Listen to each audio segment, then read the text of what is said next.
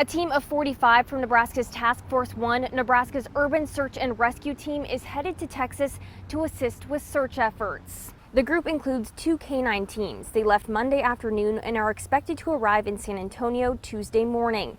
They're bringing boats, vehicles, and other equipment to navigate the areas devastated by the flooding. Governor Jim Pillen directed this deployment through the Nebraska Emergency Management Act and shared this statement saying, quote, "The team we're sending has the training necessary for dealing with these kinds of disaster environments and will be able to expedite the search efforts that continue to take place," end quote. The team is expected to be deployed for up to 14 days. In Omaha, I'm Molly Hudson.